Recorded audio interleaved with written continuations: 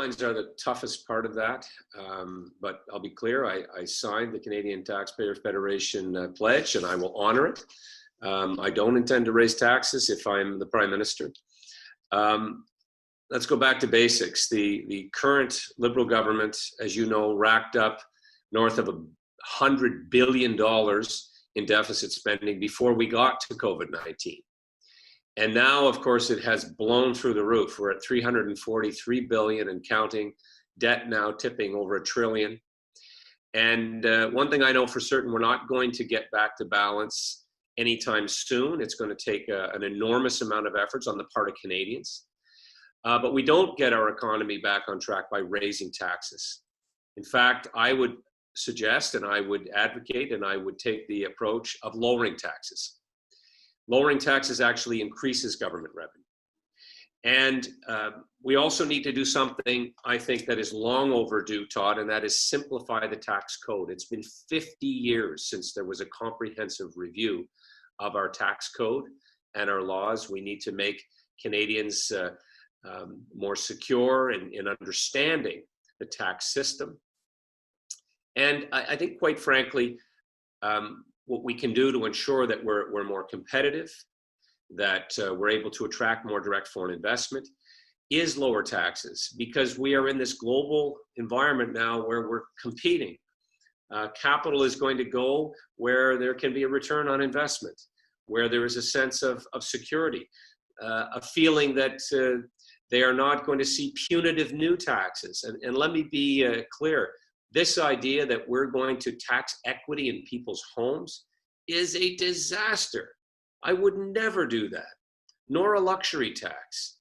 We are seeing from this government now the natural Liberal inclination, which is to squeeze more tax dollars out of every working Canadian that they can. And because of the deficit spending now, the place where we find ourselves has every man, woman, and child owing an enormous amount. And when I heard the Prime Minister talk about, he's doing deficit spending now so Canadians don't have to, this is ludicrous. Well, I've said when I was going into politics that, one thing I promised is that I would always, tell the truth is how I saw the situation, and I wouldn't try to sell things to the public. I just wanted to present the facts. And the facts of this situation is that we don't know what the economic impact of COVID will be, because we didn't have an economic impact assessment. And people say, well, it's an emergency and we didn't have time. But that's what finance departments are for. They are to make these types of determinations about policies that we put in place. And this was not done. So the next person who steps in, the next government, may have some surprises. And so it's very, very difficult to say, when are we going to have a balanced budget? But what I could say is that from the day that I am, elected, that would be my goal, to make sure that the government is run efficiently. And by that, when we look at the last 5 years, there was no reason not to have a surplus. There was no reason not to have a balanced budget, because those were years of prosperity. I believe that deficits should only be acquired during crisis situations where you have no choice. And so now it's going to take a very long-term plan to phase out the deficit. And it's not something that can be done overnight. And I think people need to recognize that. But what we do need to do is we need to change our dynamics in this country.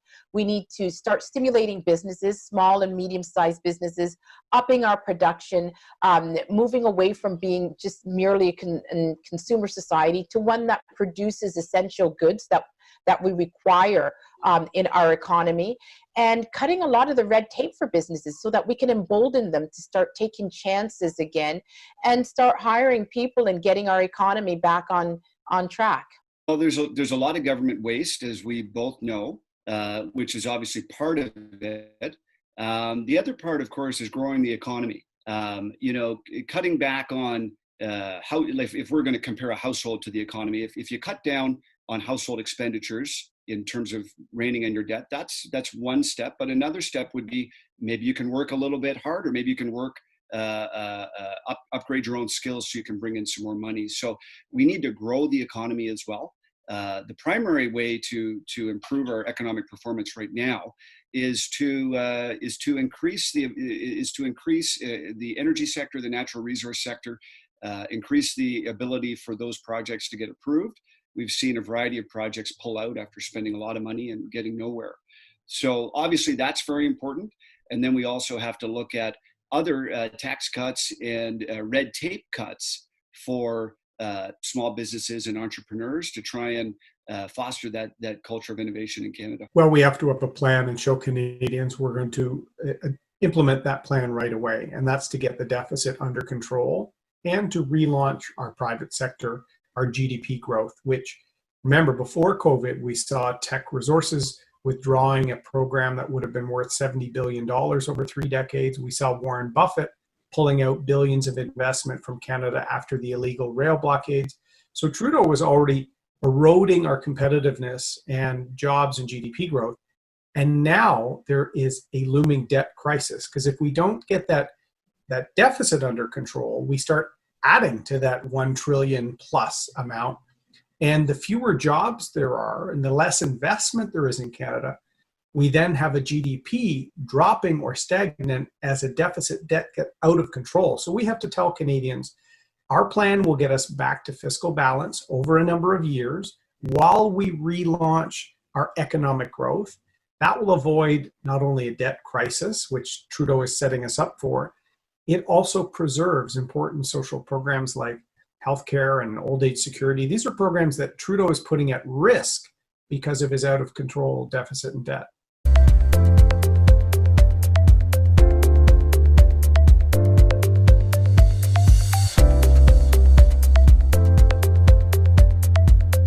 Your last point, yes, I am committed to not raising taxes. If I were going into politics to raise taxes, I wouldn't have joined this party. I believe that it's very important for leaders to be accountable for the tax dollars of their members. And so raising taxes is not an option. I think that we also have to look at bringing our spending into control. And the ways to do that, I think, is to first start by looking for efficiencies within government and find ways to do things better and to find savings. And I believe that once we do that, we'll see that there's a lot of waste in the system. We have policies that, such as March Madness, that contribute to overspending, that reward overspending. And I think that those things, we have to get those under control. But I also think that a part of it too is to realize that we have to get off of this notion of running a deficit in good times. Deficits are for times of crisis, they're for times of war. And in the last 5 years, we've had plentiful, we've had a great economy, but yet we did not optimize that economy. So we have to get out of that mindset too. And the only way to do that is to have a long-term plan for how we're going to phase out the deficit. That's very, very important.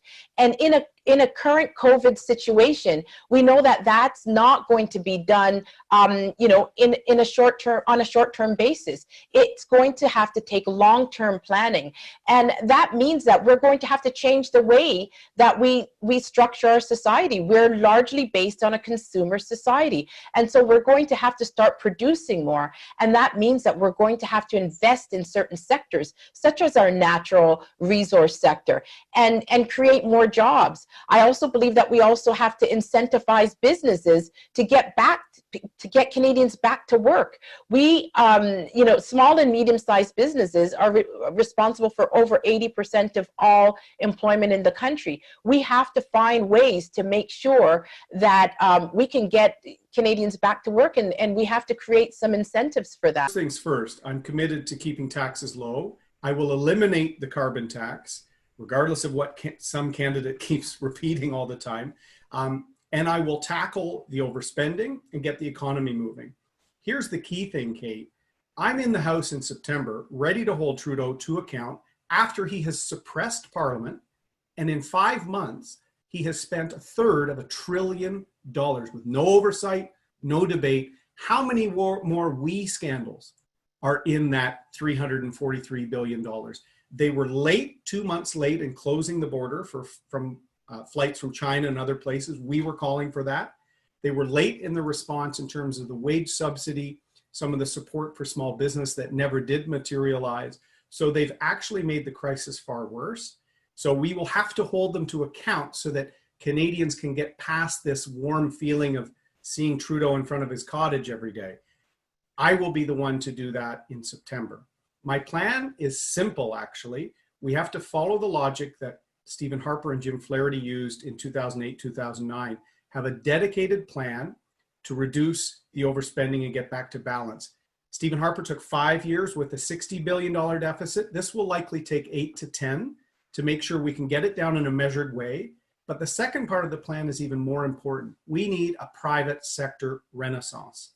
That's why in my first 100 days, I eliminate the ideological Bill C-69, the tanker ban. I also introduce a National Strategic Pipelines Act, this approach to give cabinet approval of pipelines to Tidewater or refinement up front.